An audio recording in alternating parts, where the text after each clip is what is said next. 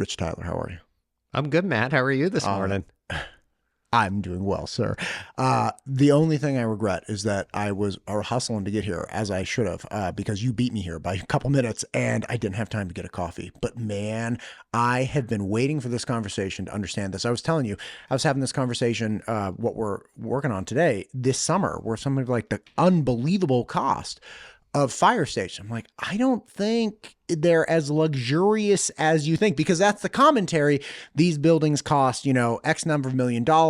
We're building luxury fire stations. It's like, oh my God, man, like when is the last time you went in? And I know they open up for tours and, you can go as the general populace certain times, but I started digging into this a little more, and there are things about fire stations that people would think are totally counterintuitive, but do in fact exist and do drive up the costs. Like, for instance, they have to be ADA accessible. Now, you likely wouldn't think a fire station where you have all of these incredibly able-bodied athletes and professionals would need ADA accessibility, but they have to be ADA accessible. That means hallways are a certain size. That means showers are laid out in a certain way.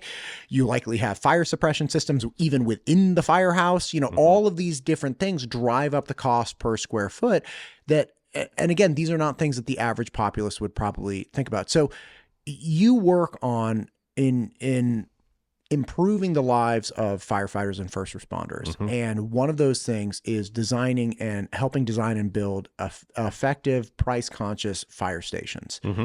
Talk to me about what goes into building a fire station. Okay, let's first back up, and I really want to hit this at a high level before we get into the details. And that is, fire stations are really purpose-driven, complex square footage. Okay?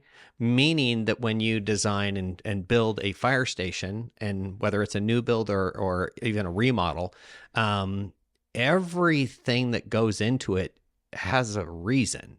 And those reasons, we can dive into the weeds of that later. But it's purpose driven. There's a number one objective for every one of these structures, and that is to get out the door as quickly as possible to mitigate the emergency that you've been called to serve at. And if the facility does not function and flow in a way that meets that objective, why are we building it? Why are we remodeling it? Okay, so it's very mission driven, if you will.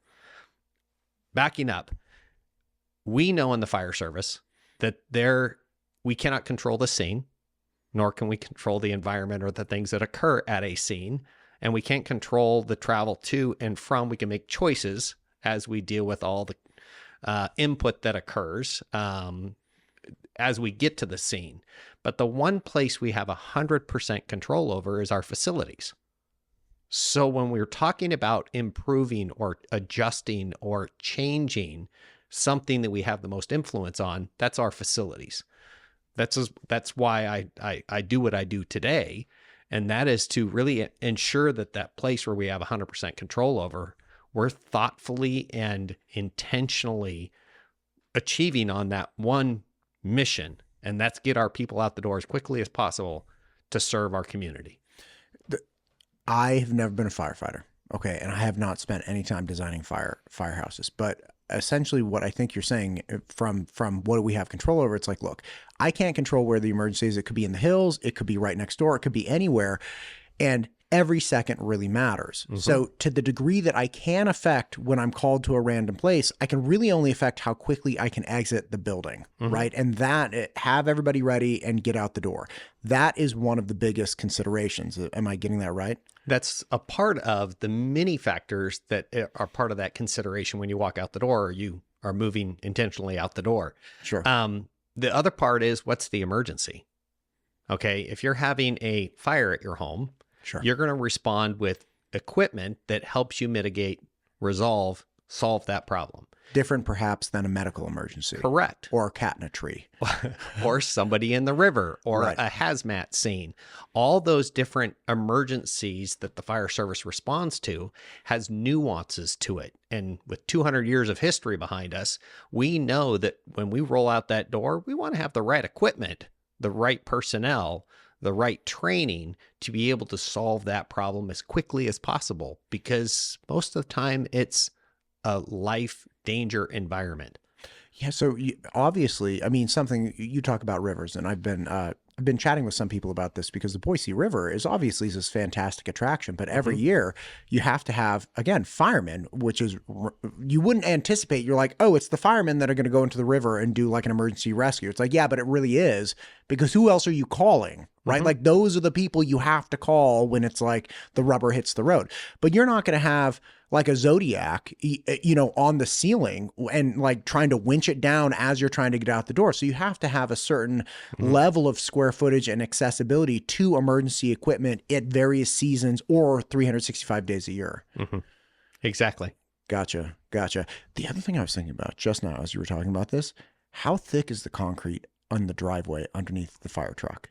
That's not like a 4-incher, is it? No.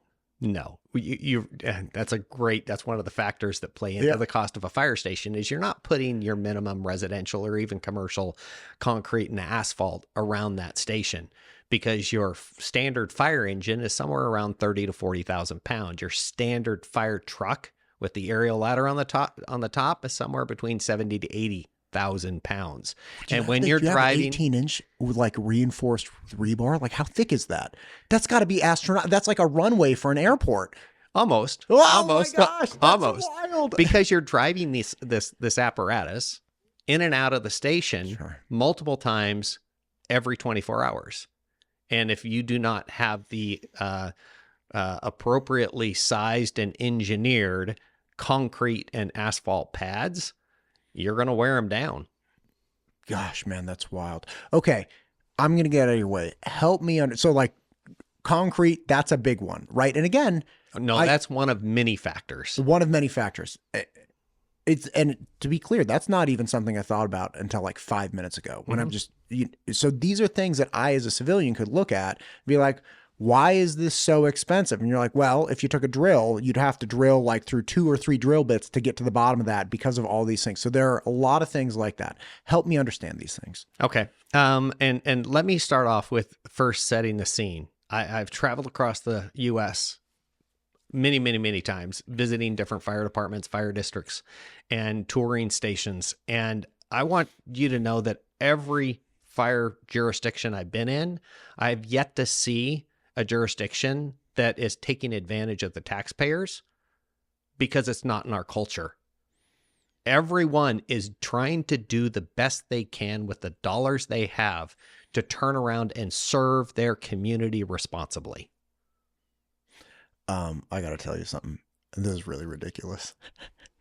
There was a fire near my house last spring, and Eagle Fire went to work. They crushed it. Yep. And we actually left. Like I was filming the flames from my front yard, made sure my gutters were cleared out, turned on the front sprinklers, like did, the dumb things that like a random guy who has no training does.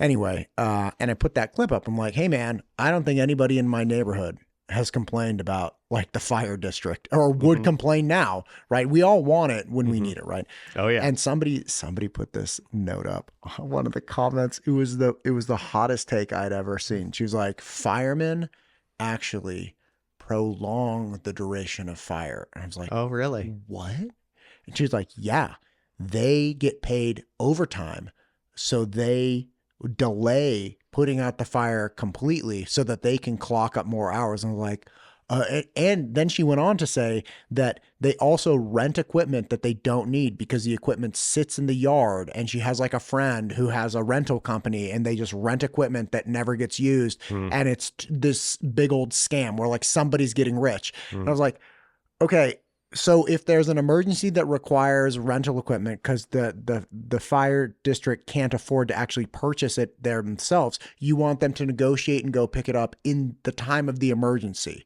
Like if you need a Zodiac, don't buy a Zodiac and don't rent one.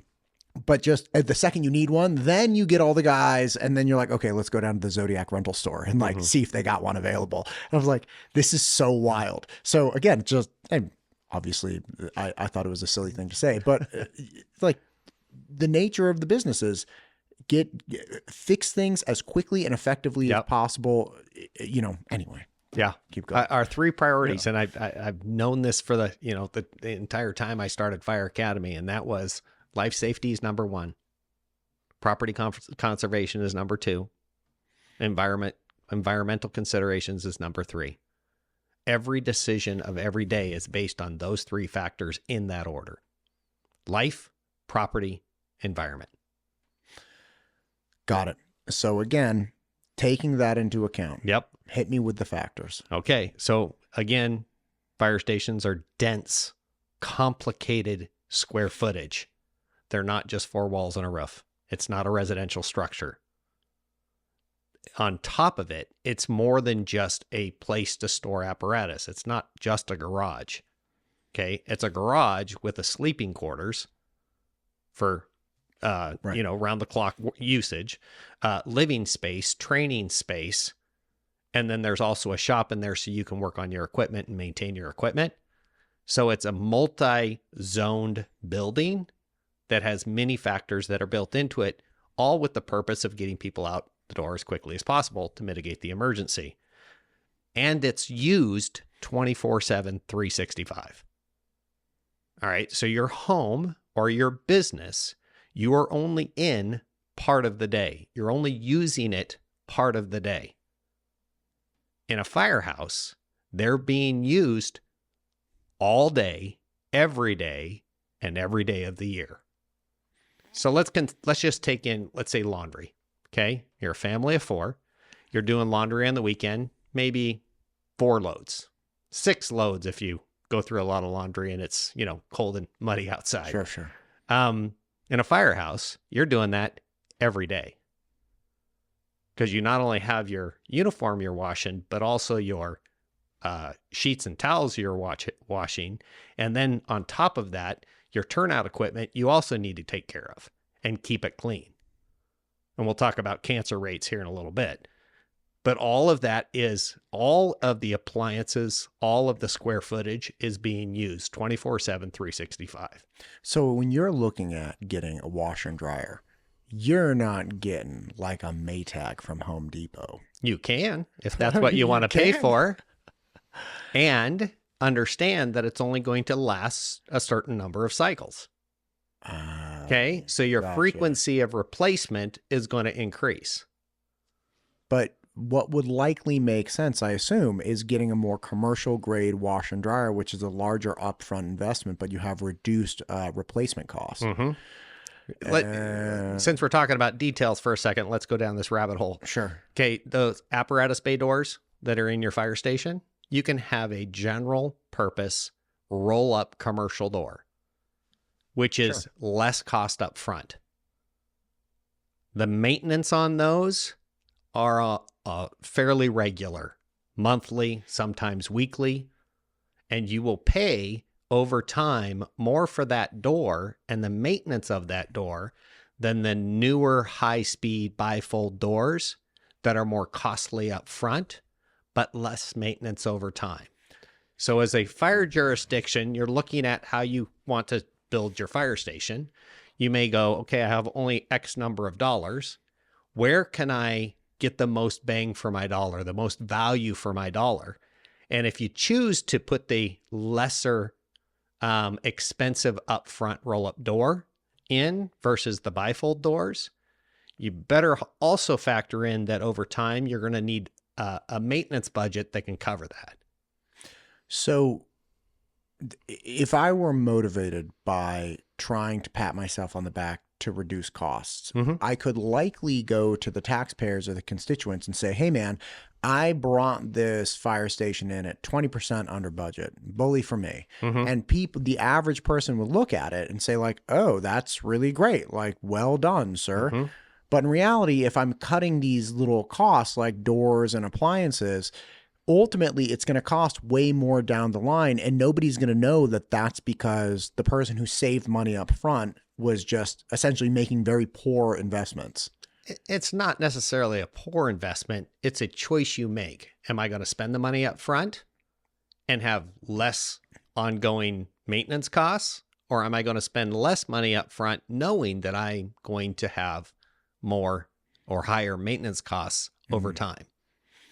Well, I would call that a bad investment. Okay. I mean, It's a choice. It's a right. choice. I suppose that's fair. But again, I think most people, well, I don't know. Maybe that's not true. Maybe most people are like, forget it. Pay the repetitive costs. I don't care if it's more over the course of 10 years. But we always talk about, this is the thing, we always talk about, okay, why is it whenever people talk national budgets, they always talk over a decade time? They're like, it's going to cost us $5 trillion. I'm like, do we even have $5 trillion? They're like, well, it's over 10 years. I'm like, wait. Then you're saying it's going to cost $5 billion. They're like, yeah, but that's $5 trillion over. It's like, I don't understand that. Anyway, so like most people look at things, the cost of things over time. So essentially what you're saying is like, look, man, $100,000 really expensive bifold door, but you're only going to spend $1,000 a year every year thereafter for 10 years. So you're going to be at $110,000 for this fancy, industrial bifold door.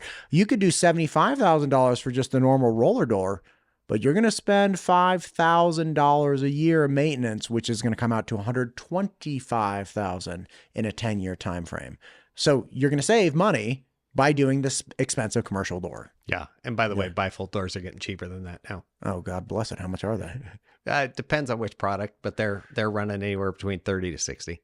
Okay, I have a barn, like barn shop, and it's got a 14-foot door, and I really want to replace it one day. It's like my dream to get the doors with like the window essentially built into it, so we get natural light into it. How much am I looking at for that? That's a lot of money, isn't it? That could be a little bit of money. Could be a lot of money. I got it's fine. The one I have is fine. It works. Like it's insulated. It's all fine. But dude, I have a friend who's got this like real schwanky roller door that has the light comes through. Oh man, it's beautiful. So one day. So the one factor you're not playing into that is, again, comparing your home residential versus emergency response. Oh, sure. Is you want that door to work every time in a very specific time frame or less. So when you're factoring in how quickly does the door open, you probably don't need to consider that in your barn. No, I don't. I don't at all. And in fact, there's a front door and a back roller door. The back roller door doesn't even have an engine on it. It's got a rope. Oh, it's like it's going to take a minute. It flies up. Yeah, it's great. Okay. So again, when we're talking about these, the things that you invest in or the things that need to be decided upon, you have a concept of utilization that's easily twice what a standard residential property would be. Potentially. Okay. Got it. The other thing is these facilities last anywhere between 30 to 60 to 100 years. There's fire stations in this country that are still operational that are 100 years old. You're making decisions when you're doing a remodel or a new construction of not just the need today, but what is it going to look like a decade, 5 decades down the road? So it's a hardened construction, meaning we want to build a facility that can be used 24/7, 365 and last. Yeah. This is did you like Michael Crichton? Like Jurassic Park? Yes, sir. Yeah. Did you ever read Airframe? I did not. It's one of his books. Good book. But they talked about jets and planes in relation to, they were comparing them to consumer cars. They're like, these planes don't stop. They refuel and they keep going, and they're supposed to have a lifetime of 30 years. So if you ran a car like that, like just a normal consumer, car, it would be dead in like 4 months. Like you can't run them 24 hours a day. So it's definitely kind of reminds me of that. Anyway, all right, let's keep going. Hit me with it. And that's part of the consideration of the choices you're making through design and construction is how long do we want these things to last? All the way down to your light switches. Because if you, or as we talked, your, apparatus bay doors. Yeah, right. If we're going to go cheaper on the front end, you're going to pay for it with maintenance, and your frequency of replacement's going to increase. Gotcha. And it's all just making a choice. I presume that decision of, do you want quality and longevity, or do you want economy and, more frequent maintenance? That comes up with like every single stick you put in this thing. Absolutely. And that's part of the process, is ensuring that whoever's involved in that decision making that occurs with that project, they are fully informed, because it's what you don't know that's going to catch you later. Gotcha. So having all that information up front, and that's where really that design partner and the construction partner work together as a three-legged stool really well. And if all three legs, the jurisdiction, the design partner, the contractor partner, as long as those three are all working really in unison and collaboration and talking about all of these decisions down to your details, it ensures that you're getting the most value for your dollar. Gotcha. No matter what the end cost ends up being. So are you familiar with the new fire station that Star built? Yes. Okay. What do you know the actual numbers on that or like Fire Station 13 that just got built, or like what do people actually look like? If you're looking at an appliance package, for instance, like what's the appliance package in general or usually? That's again a ballpark. It all depends on what you're looking for. Chief Tominski did a great job there in Midstar with that fire station, and he made choices that got the most value of the dollar based on what he was needing for that station. City of Boise, their fire department made choices around Boise 13 to ensure that they met their objective. And every jurisdiction is going to have different objectives, different codes, different missions to accomplish on a complex structure that has so many nuances to it that you can't really compare them. Yeah. And every station responds to a different kind of fire management area. And the response level to that changes based on, what's in that area, whether it's residential, whether it's industrial, whether it's commercial, whether there's a river running through it or not, or it's next to a wildland urban interface area. Sure. All of those factors play into every one of those buildings when those individuals are making those decisions. Gotcha. So bigger picture then. You have multi-use. You need mechanics, you need living quarters, you need storage, you need several different things. And then beyond that, you have to make decisions about the longevity. And you might have varying degrees of desire for longevity or upfront savings and things of that nature. So, and again, these are all decisions down from electrical fixtures all the way up to roller drillers. Yep. Okay. Great. There's one more factor that you have to play in that's very unique to the fire service, and that is we have a national organization called the National Fire Protection Association, NFPA, that sets standards for the fire service, including the structures that we're living in and working out of. So our firefighters are not just being, when it comes to making decisions around a building, you have fire code, you have building code, you have ADA, but you also have this other organization called NFPA that is providing us standards on how those buildings are being built.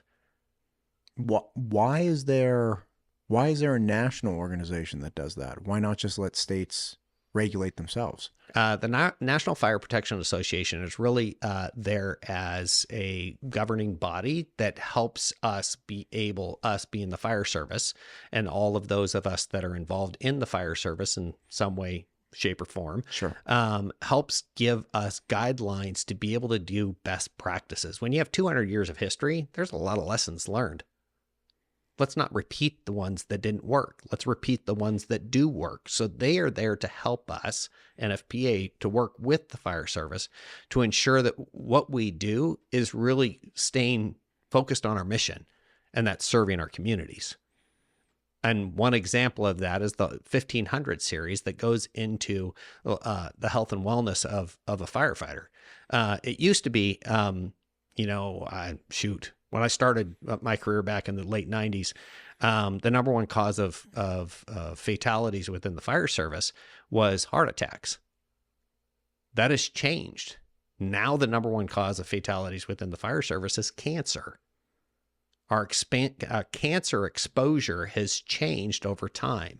And NFPA stepped in and said, you know what, we need to help set standards. And they did by creating the 1500 series that helps us, specifically with facilities, create zones within the structure that lets us understand that a red zone or a hot zone, which is the apparatus bay, that has a high level of carcinogen exposure in there.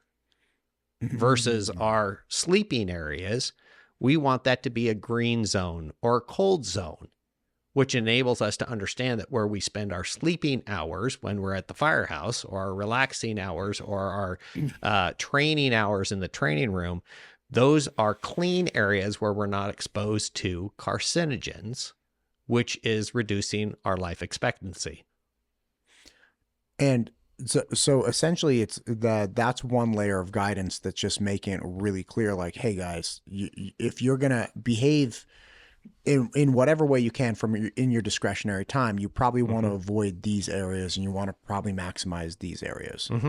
Gotcha. Yeah. So when you're making choices of how much it's going to cost, when I started in the fire service, that was again late 90s, we had dorm rooms. Okay, there was 4 walls and a bunch of beds in there. Now when fire stations are built, those are individual. Now, why are they individual? Because there's more than just males working in the fire service. Number one. Number two, when you have the one crew member who snores all night, okay, or for the time period you do get some sleep, that's disrupting sleep. Plus, we deserve to have a little bit of privacy in the fire service. So those rooms are now private rooms, which means we're adding walls around each one of those spaces. Now, cost effective, it's cheaper to put a dorm in. Gotcha. Okay. So taking all of this into account, and again, even just the things you're outlining, it's like, well, this is why things are so expensive. My God.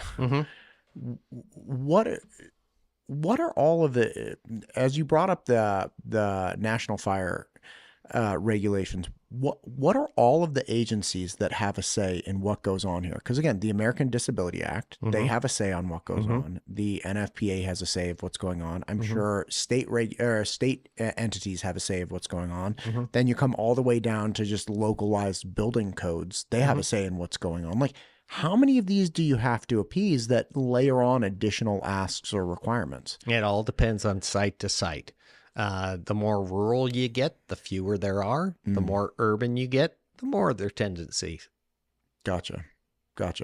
And then on top of it, construction costs. I mean, just generally speaking, over the last 15 years, there's been nothing but a increase. And then we'll talk about, COVID, where everything was rebaselined based on costs. What do you mean? What does that mean? Rebaselined? So cost of material, costs of labor, costs of getting the material to a job site. During COVID, because of the supply chain issues, it completely just adjusted everything across the board when it comes to building anything. Gosh, man, that's brutal.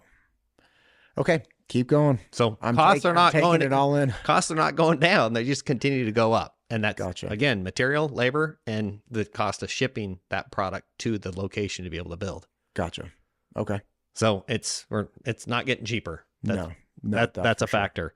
And then the whole tariff conversation, that whether it was actual or not, it was an opportunity for supply companies to increase costs if they chose. Oh, because they don't have to prove to you. All they have to say is it has to go up 20% because, supply chain, bro, or because of tariffs or because of whatever. And there's no, whether or not that's reality or not, they just get to say it, and everybody had to kind of swallow it. That's brutal. So again, costs have increased. And when your costs increase, you're going to incur that. You're going to see that at the construction site. You're going to see it at a residential site as well. If you're buying a new home, costs of homes are increasing. Not just because of supply and demand, but also the cost of building that home. Yeah, I had a friend who was pre-COVID who was adding on a room to their house, like a big living room kind of thing. And they were very excited about it. And their cost for just drywall tripled in the time from when they got the bid to when it was time to actually install the drywall. And it cost them a huge amount of money and they're like, look, there's the contractor's like, there's nothing I can do about this. Like, I can't take this gigantic multi-$1,000 hit just to like stick by this original cost. It doesn't make, and again, they're reasonable people. They weren't happy about it, but they're like, okay, man, like that's fine. Yeah. Costs. And this has been the way it's been forever. Yeah. I remember back in, I think it was like 2005. It was the first time I really found out what a sheet of plywood was. And I remember somebody being like, have you seen the prices at Home Depot? And I was just hanging out with these two people and they were like, I know, man, it's like $10 for a sheet of plywood. It's astronomical. Well, I just did. a wrestling loft I in was my just going barn. to say, you have And it not was shot like- for it was like plywood for a minute. $50 Uh-huh. a sheet. And I'm like, Uh-huh. $50? Like, Yep. what are you, is this like, it's just 3/4 inch ply. And they're like, yeah, man, that's the cheapest you can get. Yeah. It's pretty wild. Yeah. So that all is factored into a complex building that's purpose driven. Gotcha. And you add all those costs up across the board, and every factor from concrete to your roll-up door to your plywood to your light switches to your the zoning that National Fire Protection Association is set the standard on, which means you're using different HVAC air handling units. You're zoning out, so you're not taking that carcinogen ridden air that's in the apparatus bay and putting it in the living quarters. You don't want to do that, because now you're exposing yourself to more carcinogens and potentially decreasing the lifespan of your employees. When you were talking about starting in the mid 90s and heart attacks were the number one cause of death, now it's cancer. Is it that cancer overwhelmed the heart attack numbers, or is it that the heart attack numbers were actually dropped a little bit or a lot? It's a combination of, based Gotcha. on the statistics that I've seen, is there was a big push in the early 2000s to have a better lifestyle within the fire service to help reduce that heart attack probability. A lot of that was not just exercise, but also what you eat, changing your diet. And then trying to work on the reduction of stress. So numbers, yes, did start to come down, but then cancer took off and went above it. And it's not just the exposure. I want to talk about the fire scene itself.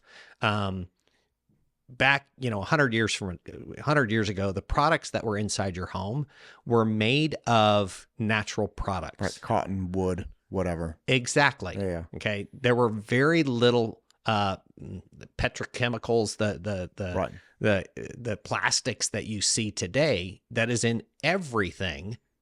And when that stuff burns, the off-gassing and the chemicals that are coming off those products in those fires are downright dangerous.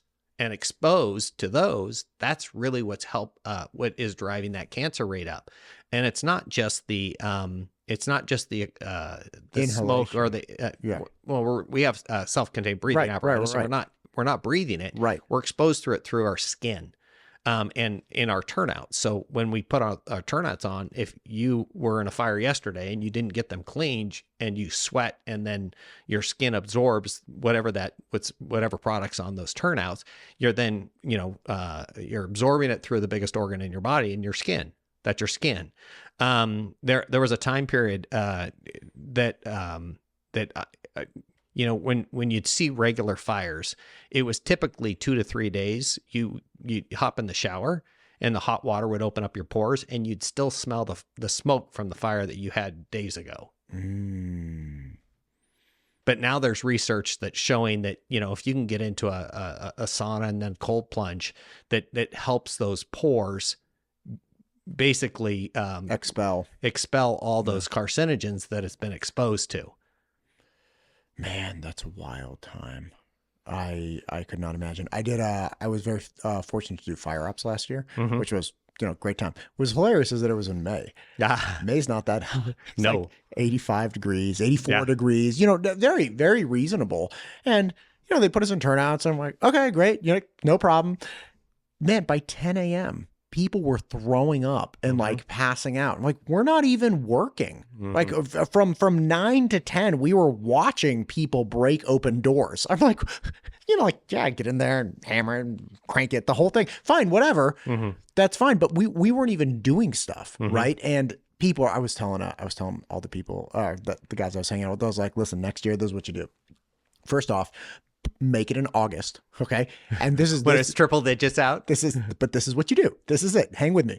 We don't do anything. The participants, we just stand there. Just put us in turnouts and just stand us there, and then we will watch all of the pro firemen go to work, blowing through doors, cutting holes in roofs, scampering up the ladder, and we'll just stand there and watch. People wouldn't make it past 9:30 in the morning. Like if you're just standing there, yeah, it was one of those things. Once you put that gear on, you realize like, oh snap, like this is a real thing. Yeah. And it's not just the weight. That gear has a vapor barrier in it. It has a chemical barrier in it. It has a bio barrier in it. So all those layers, it's just trapping all that heat that you're giving off in your body. Gosh, man, it's a lot. Yeah, that's a lot. Okay, so again, back to building the house. What point are we at? We talked about NFPA and how they, the standards that they have. The other thing that I really want to factor in is there's a couple other things that we're becoming more and more aware of in the fire service and building a building for the fire service, and that is it's not just the fire that firefighters are exposed to. There's all the biohazards out there that are now potentially harming the firefighters. Biohazards. So let's talk about a house that, Sure. Okay, I'm guessing if you were to invite me over to your house and we walked through your house, I could make it from the front door to wherever room you wanted me to get to without having to worry about an exposure or getting trapped or... Sure. I'm not a big hoarder. I don't have a bunch of Reader's Digests from 1950s. Stacked up somewhere. Yes. Okay, great. And your bathroom probably functions. Indeed. I'm actually redoing our entryway. Shiplap wall, baby, new vanity, the whole thing. Yeah. So when the fire service, when we're called to an emergency, we have no idea the environment we're walking into. Sure. And sometimes those environments are not conducive to life. Gotcha. And we are exposed to, whether it's on our uniforms, on the bottom of our boots, whether it's the air we inhale, to whatever living condition that person happens to be living in. And we're going to make sure that we care for them the best we can, no matter who that individual is or the condition they live in. Now, when we leave and we head back to the station, whatever we just got exposed to, we want to leave outside our station. Otherwise, we're re-exposing ourselves or anyone else who's in there, staff members. Leadership. So all of that stuff, we want to either get off our uniforms or off our boots and make sure, or our equipment, to make sure that we're not exposing anyone else or ourselves down the road. How does that factor into the design of a station? We Isn't that need like to have a strip down area and just throw everything in the wash immediately? We call those decon rooms. Oh, gotcha. So you need these hyper specialized like mud rooms essentially, where you're transitioning from function and utility to a different function and you're like, living essentially. Yeah. Oh, so you have to have all these additional spaces that you wouldn't factor into a normal building. Yes. Like a residential house. Correct. Gotcha. And that decon room not only has a place for us to be able to decon, or the fire service to be able to decon our uniforms and our body, but also our equipment. Gotcha. Because we don't want to take that life pack or that AED or that med gear that just got exposed to whatever we just saw with the last patient into the scene of the next patient. Gosh, man, that's a lot. Okay, so then on top of all the regulation, you have hyper specialized utilization spaces. Correct. Excuse me, spaces. I can't talk. Yeah, that's okay. Okay. And then on top of it, we're seeing incidents or scenes that are, let's just say they're traumatic. Okay. And the frequency between the time I started my career to the time I retired from my career increased exponentially. Okay. Like dead babies? Like what? Like why did these things increase? I don't know why. There is more and more major incidents that occur, traumatic incidents occur. I don't know why the frequency increase in the fire service across the nation. All I know is it happens more often.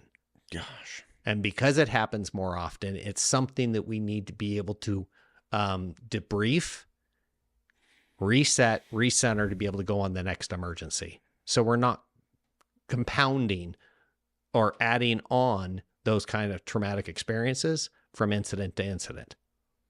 Gotcha. So how does that play into into your space? You want to make sure that you are creating a space that is not a dark, cold, unfeeling space. You want a space, and we work very closely with our design partners to ensure that space is one that really is a safe space that allows them the individuals, after they get done with this traumatic incident, to let go of that incident so that they're ready to respond on the next one. So that's why you don't just have like gray, dark walls and long fluorescent strip lights like out of Joe versus the volcano. He's like, sucking your life out.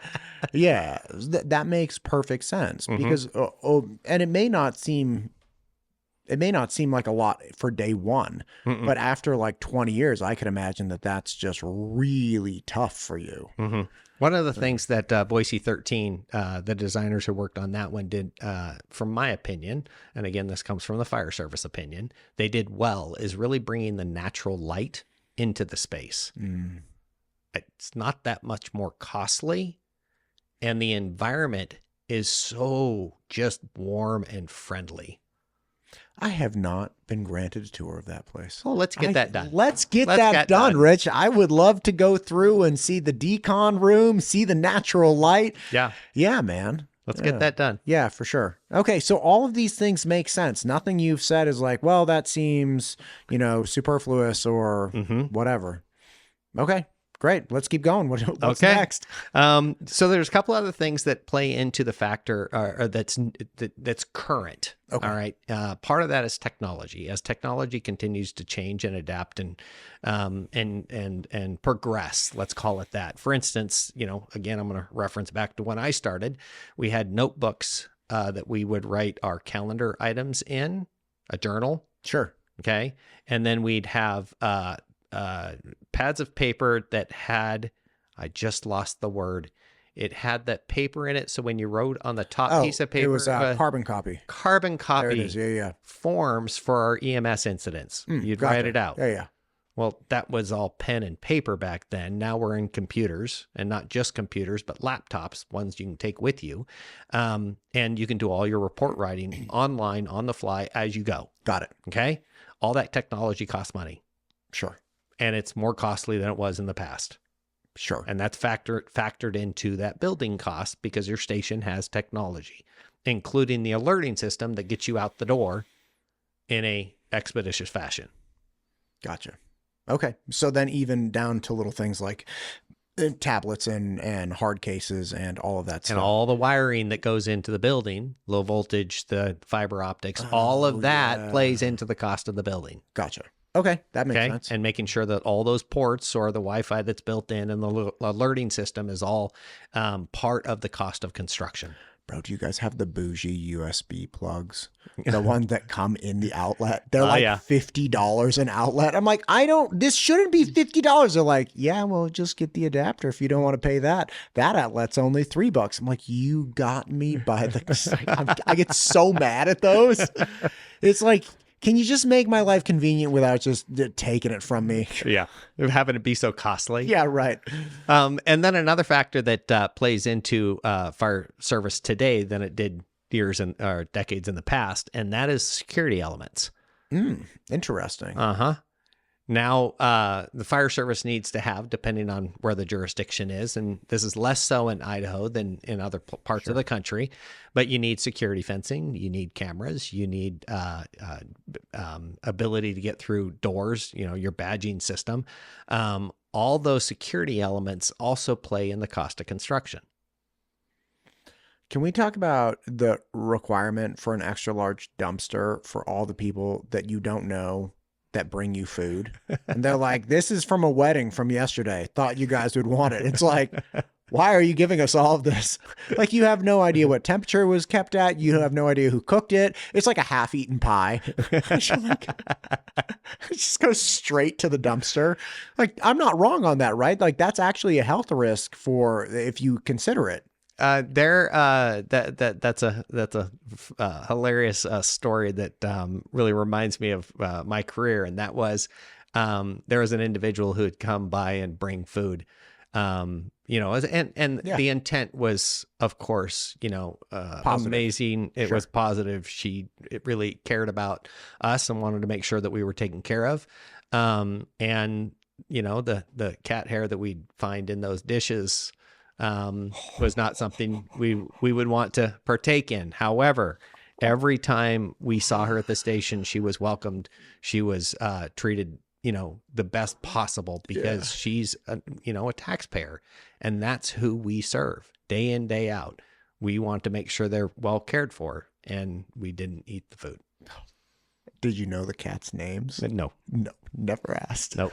Never asked. No. There's actually a fire station going up near where I live. And, I obviously know guys in the Eagle Fire. And, I definitely want to, I've talked to Rob, Shoplock, and a couple other people about it. It's like, listen, around times when, be it holidays or 4th of July or whatever, I'm like, can we just set something up so you guys know when I bring you food, like it was cooked properly, like it was kept at the right time. Like if I bring you a tri-tip, I took it off the barbecue like 10 minutes ago. Like it's been, because, I want to support, but after hearing that there are reasons to be very skeptical or concerned about people just bringing you random stuff. It's like, oh, well, that's not a good idea to just do that. So like, do you want me to send you a video of cooking the tri-tip? Like, I don't know what you want me to do, but like, I'd like to help somehow. Yes. Yeah. Yes.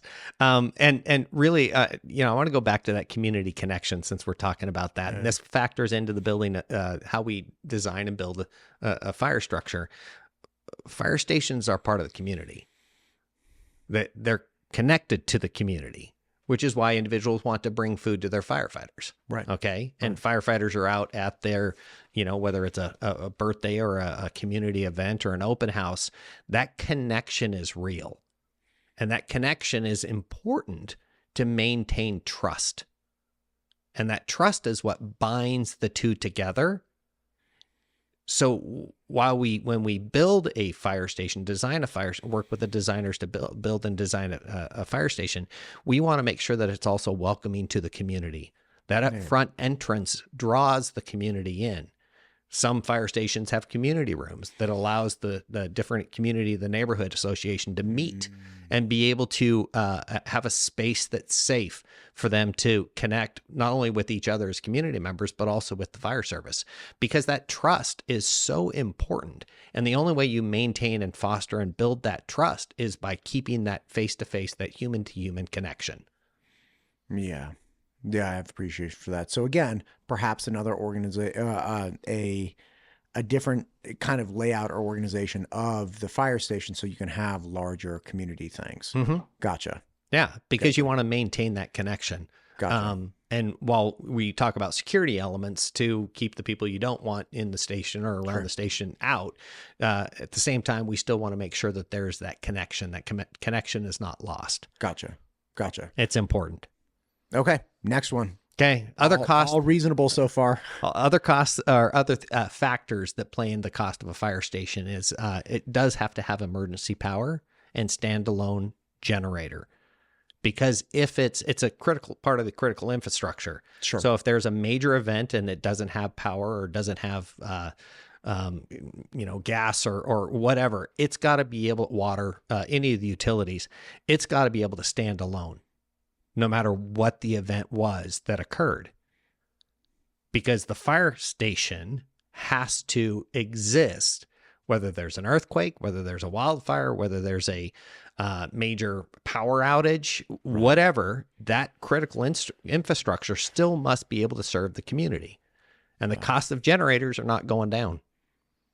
Yeah, I can't imagine. And backup supplies of, for instance, that means you'd probably have to have like a big propane tank or something to get the fuel to it. Whether it's propane or diesel or whatever the fuel source is, you have to be able to then supply that generator for time. Man, I was thinking about that just today because like I don't have any backup power at my place, and I would like to get some. I'm like, like obviously the easiest thing is like, okay, slap up some solar panels, like you know.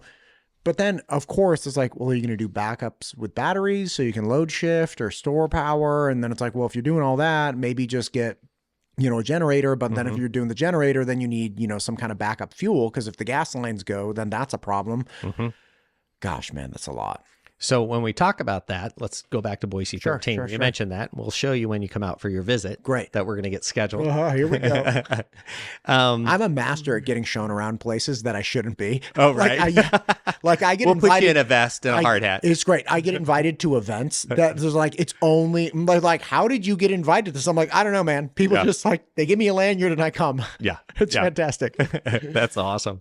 One of the things we were able to do as, the design partners, the construction partner, and then, of course, the City of Boise Fire Department is we were able to find cost savings as we were in construction, basically choosing between different products and ways to save money or get better valued product at a better valued price. And out of that budget, that set budget, we were able to find extra money that paid for solar panels that went on the roof of the apparatus bay. Look at you guys. So with that ability to pay for the solar panels, already putting in LED lighting, which is a higher cost up front, incandescent obviously is cheaper up front, but a higher cost up front, we're now we're now saving that station and the city money over time because of the solar generation for electricity and the LED lights that are been installed in the construction up front. Energy-wise, it's not only meeting the standard of the city of Boise, but it's also lowering that ongoing utility cost for that station. That's fantastic. Yeah, I have a buddy who owns a solar panel company, and I don't know. It's like, it used to make sense in my former state, like instantaneously, because electricity was so expensive there. I had a sweet system too. It was like my whole roof. I had 2 backup batteries, like the Tesla power walls. Like you could do all this stuff off your phone. Like it was fantastic. I thought it was great. And then to move here, I'm like, okay, well, I'll get some here. And they're like, no, man, but power's like 8 cents a kilowatt. Like it just doesn't pencil out. So I'm like, I'm trying to like find a reason to get it, but it's like, you're not going to get it. Yeah. So it all factors in, how much money do you want to spend up front? Yeah. And then how much you want to pay over time, whether in replacement or ongoing costs or even a reduction in utility costs. Gotcha. Okay. What's next? And then there is this element that we're dealing with here in the Treasure Valley specifically. And that is a competitiveness within our trade partners. There's a major project going on to the east of us here that is pulling contractors to do work and supply over there at a higher price. So then we're factoring in the cost of labor and supplies because of the fact that when companies get to choose who they do their service with, their contracts with, they have this project to the east that is more financially beneficial. Peeing in your Cheerios, Micron. You're screwing up everything. I am not throwing anybody under the bus. Gosh, I'm just saying that there, when a electrician, okay, or a plumber, they're choosing which project they're going to work on. Well, they want to go work on this project that makes them better dollars, right, versus this smaller project that will earn them lesser dollars. Yeah, man, that makes perfect sense. I don't understand. I mean, there's a whole different tangent. I've been doing a lot of stuff with CWI and the different junior colleges. Like, I don't understand why we are not flooding the labor force or the labor pool with all of these skilled tradesmen. Like, we have the launch program. We have, we have these 16 or 12, 18 or 24 month certifications or whatever they might be. Like if I knew that I could have become an aviation mechanic in 24 months and be making, 6 figures, no problem, I would not have a podcast. You wouldn't be sitting here with me. We would not be talking to, because I would have moved here. I would have immediately signed up at CWI. I would have gone through the requisite schooling. I love building things, and the idea of working on jet engines sounds really cool. I'm like, yeah, man. And then you go and you make like over $100,000. I could be working at the airfield, no problem. And big old, just like, oh, man, it would have been fantastic. Anyway, that's all right. I guess I'll suffer through this. Instead, you're going to sit across the table and have podcasts with me. Okay, so bottom line is labor. Like, localized labor shortages obviously factor in. And cost of that labor. Gotcha. That plays a factor. Gotcha. So that really, when it comes to just the general construction, that's why costs are increasing. That's why costs are what they are today. Gotcha. Okay. Now, the other part that we have to factor in, set that aside, and that's the number of square feet. Okay. Because if you build a 1,000 square foot building versus a 10,000 square foot building, the costs are going to increase just because of the numbers, just All right. because of the basic math. And I can actually do that basic math. Let me take a stab at this one then. Uh-huh. So you need storage for the engine. Uh-huh. You need storage for auxiliary equipment that may be seasonal, like Zodiacs. Mm-hmm. You need a decon room. You need living quarters. You need maintenance areas for the equipment to maintain it. You need a kitchen. You need a meeting room area. I know I'm missing one. You need like a workout training area, you know, because those biceps don't work themselves. And you need area for extra power generation, things of that nature. You usually have like a rear yard too. I don't know. I assume that's training and just maintenance as well. What am I missing? But like, because you have all of these areas. Absolutely. And you're really not missing anything other than some extra ancillary rooms that you may or may not add based on the station. Sure. Okay. Okay. But the factor that plays into all the things you just mentioned is how many people are working out of there. If you have 4 working out of there, it's different than 8 working out of there or 6 working out of there, because now you need to up or downsize each one of those spaces based on the number of people that are working out of that building. Back to Boise 13, one of the things the city chose to do, and I'm very supportive of this coming from the fire service, is to add a small space for Boise Police to work out of out there on the west side. Okay, so there's an extra office space and a space for them to have, you know, engage with the public, and a bathroom for them to be able to work out there on the west side and have a safe place to be able to do it. That's great. I had no idea. Yeah. So that's an ancillary or an extra space that they chose to add to that. Some of those extra spaces are also, you know, training spaces or community rooms, whether there's training props, more than just the classroom, but the training props. So maybe it's a mini tower, or maybe it's a stairwell, or whatever component they want to add, that the fire department wants, or fire district wants to add to the building as an additional training component. I did tour the Meridian Police Department, big main one, and they took me out to their, I don't know exactly what it is, but it essentially like a large training building. They have different storefronts, like bar scenes. I think they also do work with Meridian Fire out there too, because they had a bunch of like staircases and things of that nature. But you know, like, whatever situation you're going into, you gotta be ready to, you know, like, okay, I know how to address this area. We're up on a balcony and there's like double doors, like all these different things. Yeah. And the amount of training that, that firefighters do on a monthly basis is quite a bit, because it's that hand-eye coordination, that repetition. You're expected to do something physically and mentally in a time period that saves lives. And the best way to do that to the best of your ability is repetition. Sure. And you want to do it all the time. You don't want to lose that skill. You want to maintain that skill with the, whether it's pulling hose or throwing a ladder or practicing with your extrication equipment on a car, or grabbing the Zodiac and going in the river. All of that takes time and repetition so that you're functioning at the highest level when it matters most. Right. In fire ops, when I was doing there were 2 really technical aspects of it. Well, there are many technical aspects, but one was breaking through the door, right? And the other was cutting the roof. And both of those things, I'm like, oh, you have to be on point with this thing. Like, it's, you know, again, the different tools required to break through the door successfully. And anybody can envision, you know, a simple closet door. It's like, oh, it's not that hard. It's like, man, if you get a little piece of wood this thick that's blocking the door, and I mean, you might be in a hotel with those big blockers, or people have different locks and different mechanisms. It just seems like a train wreck. It's like, oh, you're going to want to be just on point 100%. And then, dude, being on a roof of a burning building, cutting a hole in it. It's pretty fun. I'm sure it is. I was on not a burning roof. I was on a normal roof. I'm like wielding the chainsaw. I'm like, this is pretty wild, man. If I cut a hole here and all of a sudden just a gigantic flame came out of here, it would be a lot for me to keep my cool. Yeah. Oh, and also breaking into the cars. That was wild too. Like all the technical stuff that they were doing with actually rescuing people from cars was wild.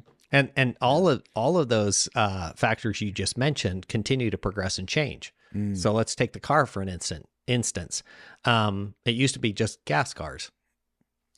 Right. Now we have every version of all the alternate ways of propelling that vehicle down the road, and you factor in how you're going to cut, where you're going to cut, what you can mess with, what you can't mess with.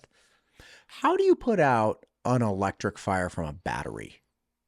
Like if you pull That's a completely other podcast. Yeah. I would listen. I'd love to do it because I was chatting with a friend a few months back, and he's a former firefighter, and he was rattling off different types of fires you have to deal with. I'm like, I don't even know how to ingest this information, right? He's like, well, you got technology fires, you got chemical fires, you got these different types of like liquid fires of like, forget it, man. Like, I mean, obviously I'm not a firefighter, so it didn't make sense to me, but yeah, the Tesla battery problem is one that I've heard about for a long time, which is like you have this fuel cell that just has all kinds of energy stored into it. And if you mess with it the wrong way, it's all bad. Yeah. Water is not your friend when you're trying to put those out. See, that's what I don't understand. Like, I don't understand why you can't just hose it off. And he's like, it doesn't work that way. It doesn't work that way. Like a whole lot of electricity on fire. It's like, anyway, we'll do another podcast on that. Yeah, that's another one. Yeah. Okay. And then talking more about the ancillary rooms, the other one that is becoming a factor in the fire service is the electric engines. Okay. We're not seeing that necessarily in Idaho yet. I don't know if it will be adopted or not, but if you add that component, you now need more space to put your transformer, to put all your electrical lines, and be able to maintain that electric vehicle. Yeah, I can imagine. And you're going to need you're not doing a 50 amp. No. What would you do for that? What would the electrical setup be? There's several different ways of being able to provide that power. And we really work with our electrical engineers on the design side to look at not just what that jurisdiction is looking to put in there, but what the future holds in regards to that area. Because again, you're doing this in a building that's going to last for decades. So if you're going to go down this road, what's your long-term plan? And are we putting the right size transformer in there? Right. And you don't want to just keep re-upgrading the electrical system or whatever, that portion of it. It's like every 2 or 3 years. It's like, okay, if we're going in this direction, what's going to have the most staying power? Or what's the decision we'll have to make regarding staying power versus saving money now? Yeah. Gotcha. And then another factor we have to play into when we're talking about the square footage is how big is our lot? Are we dealing with a single-story building, or are we dealing with a 2-story building? Because that does change the cost per square foot. Gotcha. Yeah, and I presume it's cheaper if you're doing 2-story. Actually, there are factors that play into that, and that is now ADA. You're going to need an elevator, and you're going to need 2 stairwells at minimum. Just kidding. I was like, you got 1 roof over 2 areas. That should be savings. And yeah, okay, never mind. All these idea again. All these factors play into that cost per square foot. Gotcha. And then it's a matter of how many square feet do you want based on that cost per square foot. And it really comes down to, and you're talking about suggested podcast topics, is really having an architect sit in here and be a part of the conversation, because our fire service specific architects who really understand and know this product are able to work with the jurisdiction in making those informed choices up front when it's, when you're writing on a piece of paper or on a notepad. It's so much cheaper than when you're trying to change things as the walls are going up. Yeah, that makes sense. I know we've mentioned it a couple times. ADA compliance. Okay. I'm sure it's required for a myriad of things, but that affects pretty much everything, right? Like, you're looking at a huge increase in cost Again, size of hallways, and I'm not like an ADA expert or anything, but size of Mm-hmm. hallways, ramp access, bathrooms have to be designed differently, showers have to be designed differently, doorways designed differently, different materials on the ground. Like, it's an astronomical cost increase. Well, I don't want to say astronomical, but it is significant, a significant cost increase to become ADA compliant. Like, if we all had to make our homes ADA compliant, I've had some friends who had aging relatives that had to get like an upgraded shower. Mm-hmm. And they're like, unbelievable cost to be able to get this shower where somebody's, not very mobile, or we need like different, more ADA aligned things. It's a huge cost. Mm-hmm. It is a cost that is just like the fire code, just like the building code, just like the NFPA standards. It is not a cost that is negotiable.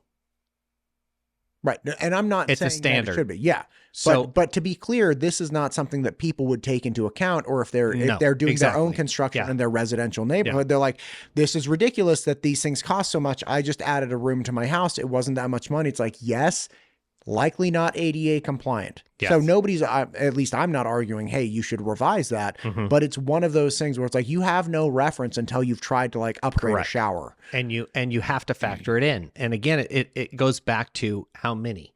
Okay, if you have 4 people, you have X number of bathrooms, X number of locker rooms or lockers, X number of spaces that need to be based on the ADA standard. Sure. You double that to 8. Well, obviously your numbers are going to double. So it's a factor that just plays into construction that we work with our design partners very closely with. Gotcha. Anything else on there right now? The one thing I really want to play into or bring up, and that is, this is a complex building. It's a complex project, and you really want to ensure that that as we go through this process, we're being thoughtful and as I said, every fire jurisdiction or fire department, fire district, every one of them wants to get the best value of the dollar for the benefit of their taxpayers while accomplishing on their mission. And it goes back to, what I got told as a young kid is you get what you pay for. So when you're making those choices, you're dealing with a hardened construction that you want to last decades, which means you probably are going to have a little bit more upfront cost. And if you're willing to, or have the ability to spend a little more upfront, your ongoing costs over time may not be as high as they could have been. I dig that. That makes sense. Well, Rich, look, I really appreciate you coming out and explaining all this. Again, facts that I hadn't ever considered. I absolutely want to go see Station 13. If we'll get that worked out. I'll take a lot of pictures, because even with this, I have a bunch of questions, but I don't want to bore you to death with them. But yeah, listen, thank you for coming out. Is there anything you want to hit at the end? And again, your point very well made. These are very complex structures. They are. And it really, I guess what I want to leave your audience with is, no matter what the fire jurisdiction is, they want to do right by their people, their community, their taxpayers, their citizens, as well as their employees. And their goal is really quite simple. And that is provide a amazing service at a time when the community calls 911 and expects that service right now, and to solve that problem, no matter what that problem is. And the facilities that we design and build we want to support that mission, because it's about serving our people, our fire service firefighters who are serving their community, which ends up being a cyclical relationship that is so important. Maintaining that trust, maintaining that connection through this facility is really accomplishing on that mission of serving the community. God bless him, man. Rich, thank you for coming out. We'll do it again. Okay.